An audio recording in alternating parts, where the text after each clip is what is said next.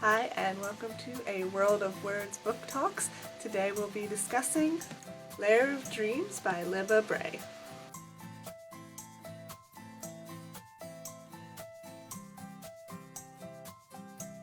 And I've been waiting for this book for like 2-3 years. I'm so happy it finally came out. Kept pushing back the date. If you didn't know, this is the second book in the Diviners series by Libba Bray. The first one is The Diviners. This series follows multiple characters that have special powers and are called Diviners. They either have psychic powers or superpowers, if you want to call it that. The main character, Evie O'Neill, if she is given somebody's personal object, go into some of their memories and learn things about the person through the object. And there are other people who have different powers as well. So the first book was pretty much a mystery/horror thriller type book. All take place in 1920s New York. The first book pretty much was laying the groundwork for all of the things to come. Even though the first book is somewhat of a standalone, it did have its main mystery plot was resolved all in that book. I would really recommend you read the first book if you want to read the second book, because you will be so confused about all of the different characters. And the first book is really good. It had some terrifying moments in it. I had never been so scared reading a book in my life. Of course, Libba Bray is one of my all-time favorite authors. She wrote the Gemma Doyle trilogy, which is one of my all-time favorite series. I also do really like the Diviners. It's so early in the series that I don't like to call something my favorite series until it's over and it's wrapped itself up, and then I can completely judge it from beginning to end. So as you probably figured by now, my book talks will contain spoilers. So it's best if you have read the entire book before watching this book talk. So if you haven't read it, I encourage you to go read it. So I'll just get started. Stop rambling. Lair of Dreams just started out. It was pretty obvious that this was going to be a horror series, because there was the sleeping sickness and the monsters coming after people in their dreams. So creepy and so well written. Just wow. Wow, this book was amazing. So we are introduced to Ling's character. Ling is, I think she has Chinese or part Chinese. I think her mother is Irish. It's sad because she has green eyes. So Ling can walk in dreams, which is pretty cool. To be conscious during dreams and to just be able to know what's going on when you're dreaming.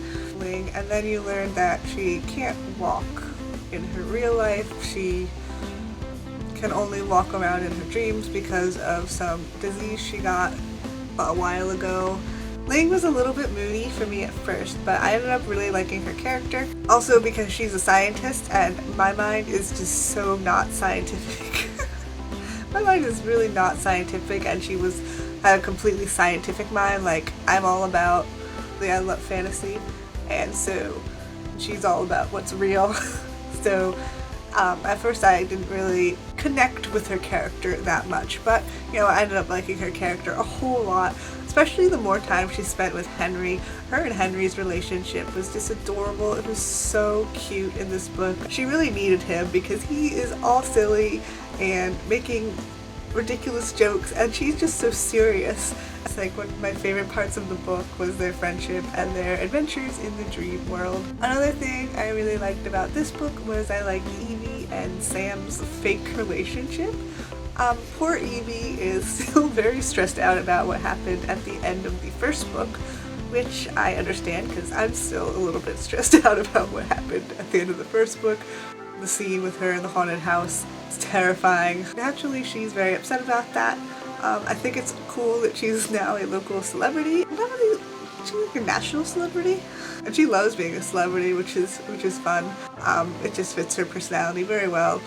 By the end, you realize her partying is pretty much an excuse just to not remember what happened and not really face reality. But still, I did enjoy her fake relationship with Sam. I thought was really fun, mostly because I really like Evie and Sam together. They bicker a lot, which means they're obviously going to be madly in love. I really like Sam. He's got a lot of personality. I liked him a whole lot. So anytime Evie and Sam are together, it's hilarious. And then we have Y Mei, Ling's friend from the dream world. So at first, I really liked Y Mei. Seemed to have a really fun, upbeat personality. I thought she brought out more fun in Ling, made Ling a little bit more open and cheerful, and helped Ling learn how to control the dream world. I just thought Y Mei was really sweet and everything. And it wasn't until that one scene where I thought it was done so well. Like, I did not suspect Y Mei until Libba Bray wanted me to suspect Y Mei. That was brilliant, I thought. As soon as she scouted Ling in the dream, I was like, oh,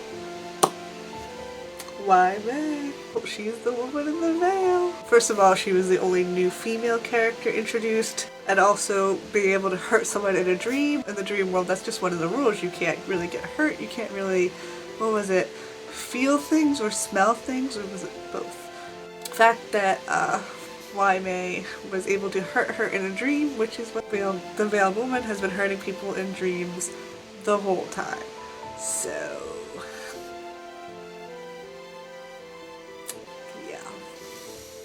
that was done really, really well. It was so good. This book was just so good. I loved it. The more I think about the way the plot just like unraveled, it was amazing.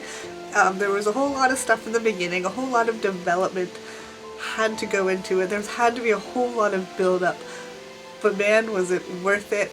My favorite part of this book, what I've been waiting for since book 1, was when all of the characters finally met up. Yes! It took so long, 1100 pages for all of the characters to meet up. I mean, I know Theta, her, Evie and Henry had all been friends for like, throughout the whole thing, and then Theta and Memphis were together, but like I wanted all of the Diviners to meet and be like a cool gang of super people. And that finally happened at the end.